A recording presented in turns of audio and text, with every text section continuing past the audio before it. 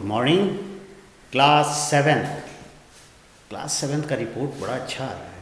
तुम लोग जितने वर्क मैं दे रहा हूँ काफ़ी अच्छे से कर रहे हो। चलो, हैट्स ऑफ फॉर यू। कुछ बच्चे प्रश्न भी कर रहे हैं, अगर उन्हें कुछ समझ में नहीं आ रहा है तो प्रश्न कर रहे हैं। 2-3 प्रश्न आया है जिसे मैं बताऊंगा। एक मैथ का एक प्रश्न दिया था बच्चा, तो तुम लोग को पता है, इसको एक्सप्लेन करके मैं बता रहा हूँ उसको कैसे बनाना है उसको। क्लियर? आज हम लोग करेंगे सिविक्स, एसएसटी में पॉलिटिकल साइंस। तो सबसे पहले हम लोग जाने कि हम लोग को पढ़ना क्या क्या है इस। तो देखो बेटा, अभी हम लोग सिविक्स पॉलिटिक्स बताए थे ना, राजनीति। राज मतलब स्टेट, नीति पॉलिसी। जैसे कोई स्टेट कंट्री को चलाने के लिए जो जो नियम कानून, जो पॉलिसी नीति बनती है, वही पॉलिटिक्स कहलाता है। तो जैसे मान लो हमारा कंट्री क्या है, पॉलिटिक्स में कंट्री को स्टेट भी बोला जाता है। ठीक है, कहीं स्टेट लिखा रहा है तो कंफ्यूज नहीं करना। ठीक है, और हमारे यहाँ राज्य को भी स्टेट बोला जाता है, लेकिन जनरली अगर हम स्टेट लिखेंगे तो पहले दिमाग में कंट्री। अगर कहीं राज्य का स्टेट लिखे हैं तो वहाँ बताऊंगा कि हाँ ये राज्य वाला स्टेट। क्लियर? तो सबसे पहले तो मैं पहले ही बताया था, एक कंट्री बनने के लिए, स्टेट बनने के लिए क्या क्या चीज़ की ज़रूरत है। लैंड, जगह होना चाहिए ना, मतलब भारत देश बनाना जगह है ना, ये सारा जगह। उसके बाद लोग, पॉपुलेशन चाहिए। लोग नहीं रहेगा तो कंट्री बन सकता है? नहीं बन सकता है। तो न लैंड रहेगा तो कंट्री नहीं बनेगा, पॉपुलेशन नहीं रहेगा तो नहीं बनेगा। 2 चीज़ तो चाहिए। तीसरा उसी दिन मैं बताया था, गवर्नमेंट चाहिए। ये देश कैसे चले उसके लिए गवर्नमेंट चाहिए। ठीक है, तो गवर्नमेंट की पूरी कहानी में बताया था। पहले सरदार होते थे, उसके बाद राजा हुए, अब डेमोक्रेसी हुआ है। 3 बात एकदम क्लियर है। तो गवर्नमेंट जो होगा वही समझो कि स्टेट है, वही राजा है। 3 बात। चौथा, उस गवर्नमेंट के पास बहुत पावर होना चाहिए, मैक्सिमम पावर। वो जो जिस तरह से चाहे अपने देश का वेलफेयर कर सकता है, और अपने देश को बाहरी दुश्मन से बचाएगा, और अपने देश में जो लॉ एंड ऑर्डर में गड़बड़ी हो उसको ठीक करेगा। क्लियर? तो अभी हमारे देश का राजा कौन है, गवर्नमेंट कौन है? श्री नरेंद्र मोदी जी। चूँकि डेमोक्रेसी है इसीलिए उन्हें प्राइम मिनिस्टर बोला जा रहा है, नहीं तो अगर 100 साल पहले रहते तो राजा नरेंद्र मोदी जी बोला जाता। तो अभी हम लोग प्राइम मिनिस्टर हमारे देश के राजा हैं। तो हमारे वेलफेयर के लिए वो तरह तरह के कानून बनाते हैं, नीति बनाते हैं। तो अभी हमारे देश में एक बहुत बड़ा दुश्मन फैला हुआ है जो दिखाई नहीं दे रहा है। बंदूक लेके खोजोगे नहीं मिलेगा। कौन? कोरोना। ये वायरस बहुत छोटा है, कहीं से पता नहीं कहीं कहीं से आ गया है। अब तो बंदूक से तो काम नहीं चल रहा है। तो सारे साइंटिस्ट लोग, सब देश के जो भी राजा होते हैं, उन्हें एडवाइस दिए कि सबसे पहले ये एक आदमी से दूसरे आदमी के पास जाता है, इसीलिए आदमी को पहले दूर करिए। इसी का एक वर्ड क्या आजकल चलता है, सोशल डिस्टेंसिंग। तो तुम लोग को भी सोशल डिस्टेंसिंग पालन कर रहे हो ना? एकदम ठीक है। मान लो कि कुछ दिन के बाद जैसे गवर्नमेंट बोलती है कि भाई कोरोना के साथ आपको जीना है, कल 10 दिन 15 दिन 1 महीना में जब स्कूल खोलेगा तो उस समय भी सोशल डिस्टेंसिंग रखना है, और सब लोग मास्क खरीद लेना, तब स्कूल आना है मास्क लगाकर। तो ये कौन बोला? जो हमारा किंग है, जो हमारा राजा है, श्री नरेंद्र मोदी जी, हम लोग को बचाने के लिए तरह तरह का उपाय कर रहे हैं। तो उनका काम है कि मेरे देश में जो लोग हैं उसका वेलफेयर हो, उसकी रक्षा हो। तो अभी कोरोना दुश्मन से बचाने के लिए सारा ताकत लगाए हुए हैं। ठीक है, और कोई आपस में झगड़ा ना करे। ठीक है, तो ये गवर्नमेंट जो हम लोग के यहाँ जो राजा बनता है, तो हमारे यहाँ चूँकि डेमोक्रेसी गवर्नमेंट है, तो हम ही लोग राजा को चुनते हैं। राजा को चुनते हैं। तो मान लो जैसे हम लोग जो हमारा जगह है, तो यहाँ से राजा चुनाएगा कैसे, तो तुम्हें पता होना चाहिए। पार्टी होता है ना, बीजेपी पार्टी, कांग्रेस पार्टी, ये अपना आदमी पूरा खड़ा करता है और उसको हम लोग चुनते हैं कि हमारे बदले में कोई हमारी ज़रूरत है तो यही बात करेंगे। तो एक चुन के जाता है मेंबर ऑफ पार्लियामेंट, एमपी। तो इसको तो आगे डिस्कस कीजिए, खाली समझ लो। तो हम लोग चुनते हैं, कैसे चुनते हैं, वो हमारा रिप्रेजेंट करता है, हमारा प्रतिनिधि है।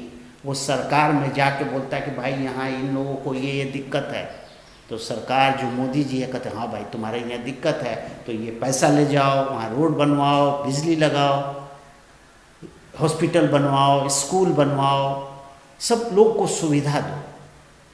तो ये जो है डेमोक्रेसी में जो गवर्नमेंट होगी वो उसी का काम है हम लोग का देखभाल कर। तो सरकार कौन बनेगा, हम ही लोग किसी को चुन कर भेजते हैं और वही सरकार बनता है। और कैसे चुनते हैं, इलेक्शन होता है, वोटिंग होता है। अभी 2020 में हम लोग के बिहार स्टेट का इलेक्शन होगा, उसमें पूरा देखना कैसे इलेक्शन होता है, ठीक है। तो पूरा समझ में आएगा, अभी पढ़े रहोगे उस समय पूरा देखोगे। तो डेमोक्रेसी में हम लोग चुनते हैं, तो इसी को बोलते हैं रिप्रेजेंटेशन ऑफ डेमोक्रेसी। तो वो जो रिप्रेजेंटेटिव हम लोग चुनेंगे और पार्टी को कैसे करेंगे, आज हम लोग उसी को डिस्कस करेंगे, ठीक है, क्लियर। दो, तीसरा पढ़ना है स्टेट गवर्नमेंट। स्टेट गवर्नमेंट जो सरकार है, ये सरकार कैसे बनती है, उसका क्या काम है, इसको पढ़ना। तो पॉलिटिक्स में बेटा 6 से लेकर और 10th तक बस इसी डेमोक्रेसी में सरकार क्या क्या करती है, हम लोगों को कैसे सुविधा देती है, कैसे पॉलिसीज़ नीति बनाती है। तो मोदी जी रोज़ बैठ के, पूरी उनकी टीम होती है और वो लोग नीति बनाता है, कानून बनाता है, तब वो अनाउंस करते हैं। ऐसे नहीं बैठे हुए कि अनाउंस कर देते हैं। तो तरीका है उसका। डेमोक्रेसी में जो जो काम जो करता है उसी ऑफिस को इंस्टीट्यूशंस बोलते हैं लोग, ठीक है। ये सारा काम करता है। उसके बाद गवर्नमेंट का काम क्या है, तुम्हें बताया था क्या काम है गवर्नमेंट का, वेलफेयर, हम लोग का वेलफेयर। तो सबसे पहले डिस्कस किया था उसको, काम सबसे पहला काम क्या है, हम लोग के लिए रोड, बिजली, पानी, मतलब इंफ्रास्ट्रक्चर बनाए। रोड, बिजली, पानी होगा तभी ना हम लोग कहीं आ जा सकते हैं। उसके बाद सरकार का काम है हेल्थ, हम लोग का दे दो, हॉस्पिटल बनाना। उसके बाद स्कूल एजुकेशन बनाना है, ठीक है। ये 4 एक इम्पॉर्टेंट काम है गवर्नमेंट का। तो इस बार हम लोग क्लास 7th में पढ़ेंगे कि गवर्नमेंट का काम हेल्थ में क्या क्या करना है और क्या क्या कर रही है, उसके बारे में जानेंगे। Role of the government in health sector, ठीक है। अभी एजुकेशन सेक्टर में तुमको नहीं पढ़ना है, कौन सा सेक्टर में पढ़ना है गवर्नमेंट का काम, हेल्थ। हेल्थ जानते हो, हॉस्पिटल, डॉक्टर। तो अभी तो कोरोना में देख रहे हो ना हेल्थ का कितना काम हो रहा है। सारे डॉक्टर्स अपनी जान की परवाह नहीं करके सबका ट्रीटमेंट कर रहे हैं। हम लोग घर में बैठे हैं और हेल्थ वाले पूरे इलाका में दौड़ दौड़ के देख रहे हैं किसको बीमारी है, किसको नहीं बीमारी है। तो ये रोल एकदम तुमको जानना चाहिए, गवर्नमेंट इसमें क्या काम कर रही है हेल्थ में, ये जानना, ये पढ़ना है। कब, क्लास 7th के सिविक्स में। 8th में जाओगे तो दूसरा चीज़ पढ़ोगे, 9th में जाओगे दूसरा चीज़ पढ़ोगे, 10th में जाओगे दूसरा चीज़ पढ़ोगे। तो ये सिविक्स पढ़ने से तुम्हारे देश में कैसे सरकार चलती है और काम क्या क्या, ये पूरा समझना है। लेकिन 6th, 7th, 8th, 9th 4 साल जो मेहनत करेगा पूरा क्लियर रहेगा।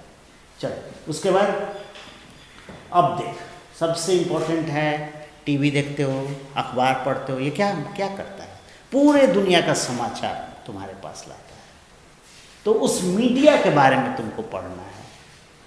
टीवी कैसे समाचार बनाता है, कैसे क्या करता है, अखबार में कैसे समाचार आता है, रेडियो में कैसे आता है, मोबाइल में कैसे आता है, मीडिया, ठीक है। अब मीडिया में जैसे देखते हो, टीवी चल रहा है, तुरंत देखते हो, कहता है कि एक छोटा सा ब्रेक लेते हैं। ब्रेक में क्या होता है, वॉशिंग पाउडर निरमा, बाबा रामदेव का घी का प्रचार, कभी ताला का प्रचार, कभी कोई खाना का प्रचार, एडवर्टीजमेंट होता है, ठीक है। तो मीडिया में देखते हो, टीवी में जब ब्रेक होता है तो उसमें प्रचार होता है। कोई सीरियल भी देखते हो, बीच में ब्रेक होता है, किसी सामान का प्रचार होता है। तो ये तुमको इस क्लास में समझोगे कि भाई ये कैसे काम होता है। Understanding media and advertising.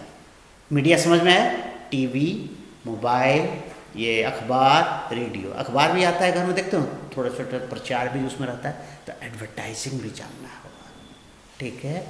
अब चलो, अब देखो role of gender in social and economic aspects.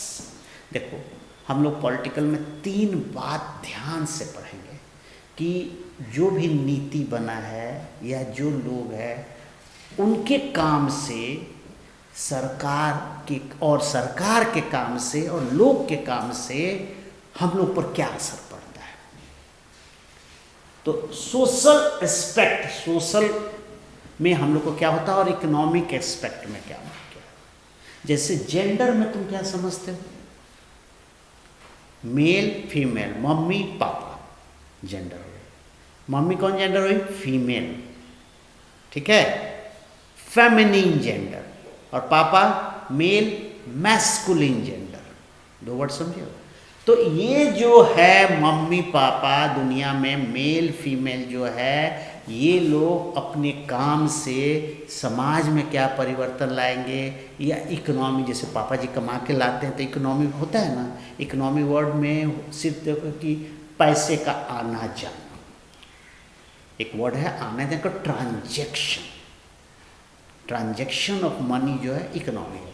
जैसे कुछ तुमको खरीदना है, पापा जी पैसा देंगे, जाके कॉपी खरीद लाओगे, ट्रांजैक्शन है, इकोनॉमी हुआ, ठीक है बेटा। तो कोई चीज़ खरीदना बेचना ये इकोनॉमी होता है। अभी भारत का इकोनॉमी का क्या हाल है बेटा, बैठ गया है, नहीं चल रहा है। क्यों, सामान हम लोग नहीं खरीद रहे हैं, क्यों, दुकान बंद रह रहा है। क्यों दुकान बंद रहा है, कोरोना की वजह से, फैक्ट्री में सामान नहीं बन रहा। तो इकोनॉमी क्या हो गया, कमज़ोर हो गया है, ठीक है। तो इकोनॉमी कब ज़्यादा बढ़ेगा, जब खूब लोग सामान खरीदेगा बेचेगा तब इकोनॉमी बढ़ेगा।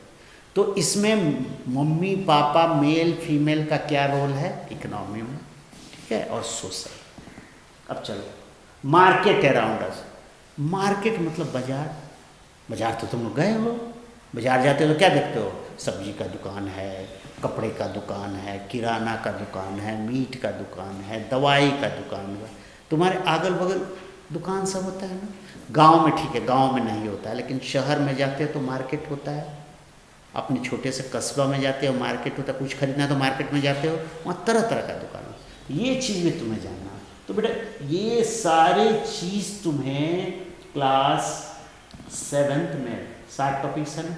तो ये तुम्हारा डेमोक्रेट हो गया, ये 3 गवर्नमेंट के बारे में हो गया। और गवर्नमेंट का रोल किस में हम लोग देखेंगे इस साल, हेल्थ में सरकार क्या करती है, अगले साल देखेंगे दूसरे चीज़ में क्या करती है। तो धीरे धीरे जो सिलेबस बना है, एक एक चीज़ को हर साल पढ़ोगे तो पूरा समझ में आ जाएगा। और सारे ये पूरा फिर 8th में पढ़ना होगा, 9th में पढ़ना होगा, गवर्नमेंट डेमोक्रेसी, गवर्नमेंट डेमोक्रेसी, ठीक है। और तब पूरा क्लियर हो जाएगा तुम लोग को। तो अब ध्यान से तुम लोग जानोगे कि भाई ये मार्केट होता है तो क्या होता है, मीडिया है तो क्या है, एडवर्टाइजिंग होता है तो कैसे होता है, गवर्नमेंट का क्या काम है, स्टेट गवर्नमेंट का काम क्या है, स्टेट गवर्नमेंट हमारे हेल्थ पर क्या कर रही है, ठीक है। और ये जो गवर्नमेंट बनता है ये कैसे, इसमें आज हम लोग डिस्कस करेंगे, क्लियर। और जो मैं कर रहा हूँ बेटा इसको लिखने की कोशिश करें, लिखोगे ना मेरी बात सुनते हुए, बहुत सी चीज़ तुमको समझ में आएगा। और कोई दिक्कत होगा तो तुम्हें बताया हूँ, व्हाट्सएप से पूछो, फ़ोन से पूछो, क्योंकि ये जब पूरा कर लोगे तो क्वेश्चन आंसर उसके बाद, पहले एक बार पूरा इंट्रोडक्शंस तुम्हारे चैप्टर्स का हो जाएगा तो आसानी से हम लोग काम कर सकते, ठीक है। ओके, आज हम लोग इस पर डिस्कस करेंगे। तो चलो अब हम लोग इस चैप्टर को डिस्कस करते हैं, रिप्रेजेंटेशन ऑफ डेमोक्रेसी। कौन होगा रिप्रेजेंट, कौन करेगा डेमोक्रेसी, डेमोक्रेसी में गवर्नमेंट कौन बनाएगा। तो मान लो यहाँ पर 1 लाख आदमी है, तो पूरे भारत को छोटा छोटा ब्लॉक्स, खंड में बांटा गया, जिसे कहते हैं कंस्टिट्यूएंसी, ठीक है, कंस्टिट्यूएंसी, चुनाव का क्षेत्र। तो मान लो हम लोग को गवर्नमेंट बनाना है भारत में, तो पूरे इंडिया को 545 कॉन्स्टिट्यूएंसी में बांट दिया गया। एक बात, अब मान लो कि सपोज करो एक कॉन्स्टिट्यूएंसी पटना, पटना एक कॉन्स्टिट्यूएंसी है, ठीक है। अब पटना के लोग अपने में से एक आदमी को चुनेंगे जो उनको रिप्रेजेंट करेगा भारत सरकार में, और वहाँ का जो प्रॉब्लम होगा उसके बारे में बताएगा कि भाई पटना में ये दिक्कत है, ये होना चाहिए, ये होना चाहिए।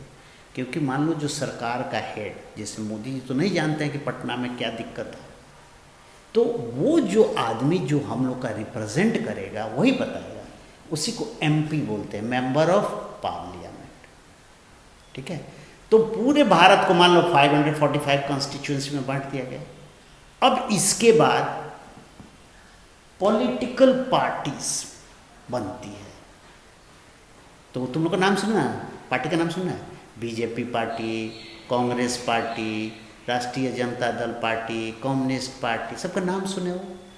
तो हर पार्टी, पॉलिटिकल पार्टी अपना अपना आदमी को खड़ा करती। मान लो पटना से किसी को खड़ा की, बीजेपी पार्टी खड़ा कर दी, कांग्रेस पार्टी खड़ा कर दी। अब ये लोग सब घर में घूमेंगे, भाई मुझे इलेक्शन में वोट दीजिए और मुझे जिताइए, मेरी पार्टी जब भारत सरकार बनेगी तो हम लोग आपके लिए काम करेंगे। तो 545 जो सीट है उसमें जो मतलब आधा से ज़्यादा लोग जो जीत के जाएगा वही सरकार बनाएगा। तो 2019 में जो इलेक्शन हुआ इसमें मोदी जी, बीजेपी की पार्टी जीती और उसका जो लीडर था मोदी जी, सरकार है अभी। फिर 2024 5 साल पर फिर इलेक्शन होगा, फिर सब पार्टी खड़ा होगा, ठीक है। तो पॉलिटिकल पार्टी का काम क्या हो गया ये यहीं पर समझ लो।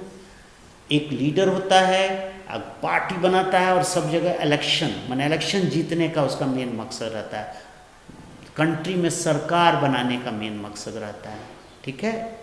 तो 2019 में इलेक्शन हुआ था ना, तो सब पार्टी खड़ा था। तो मान लो पटना के लोग, तो वहाँ कांग्रेस पार्टी अपना आदमी खड़ा किया, बीजेपी अपना खड़ा किया और अन्य पार्टी भी खड़ा किए। और सब लोग घर घर घूम के आके बोलते हैं भाई मुझे जिताइए, मैं आप पटना को स्वर्ग बना दूंगा, मैं रोड बनवा दूंगा, मैं ये करूंगा, मैं वो करूंगा। तो घर में आता है तो तुमको बुला के बोलता है? नहीं, किसको बोलता है? मम्मी पापा को बुलाता है। तो मम्मी पापा को बोलता है कि भाई आप लोग मुझे वोट दीजिए। तो वोट देने का कौन है? तुम जाके वोट दोगे? नहीं। किसको आज़ादी है? यही आता है यूनिवर्सल एडल्ट, जो एडल्ट हो गया है, जो 18 साल से ऊपर का है, उनको अधिकार है वो जाके वोट देंगे। और हर आदमी जो 18 साल थे उसको एक वोट देने का अधिकार है, 2 वोट नहीं डाल सकता है, ठीक है। तो जितना आदमी पटना में रह रहा है 18 साल से ऊपर है, वो लोग जाके जिस दिन इलेक्शन होगा तो जिस पॉलिटिकल पार्टी को वोट देना है वोट डालेगा, ठीक है। तो वोट कौन डालेगा? यूनिवर्सल एडल्ट फ्रेंचाइज, जो 18 साल से ऊपर है उनको अधिकार है कि वो वोट डालेंगे और अपने लोग से एक नेता को जिताएंगे, एक पार्टी को जिताएंगे। तो मान लो वोट दिया लो, और इस बार बीजेपी 2019 में जीती, उस पॉलिटिकल पार्टी जीती, तो उसका जो लीडर था श्री नरेंद्र मोदी, वो भारत सरकार गवर्नमेंट बन गया है। अब वो हम लोग का कल्याण कर रहे हैं, हम लोग के लिए जो ज़रूरत है उसको कर रहे हैं, इंफ्रास्ट्रक्चर बनवा रहे हैं, बिजली ठीक करा रहे हैं, हेल्थ तो आजकल तो देख ही रहे हो, रेल चलवाते हैं, जितना सुविधा लोग को चाहिए वो करते हैं। तो पॉलिटिकल पार्टी और यूनिवर्सल एडल्ट फ्रेंचाइज में, यूनिवर्सल एडल्ट फ्रेंचाइज दिमाग में बैठा लो, वोट देने का अधिकार जितना लोग रहता है सबको है जो 18 साल से ऊपर। ये वर्ड एकदम याद करो, यूनिवर्सल एडल्ट फ्रेंचाइज, सबको अधिकार है 18 साल से ऊपर इलेक्शन में वोट देने का, सरकार बनाने का, ठीक है। पॉलिटिकल पार्टी भी समझ गए। और ये कैसे होता है? इलेक्शन होता है, चुनाव होता है ना, 2019 का भी बताया है ना। ये 3 चीज़ समझ में है। अब जो पार्टी का ज़्यादा आदमी हो, मतलब जो 272 से ज़्यादा, मैंने आधा से ज़्यादा जीता है मोदी जी का, वो अब रूलिंग पार्टी है।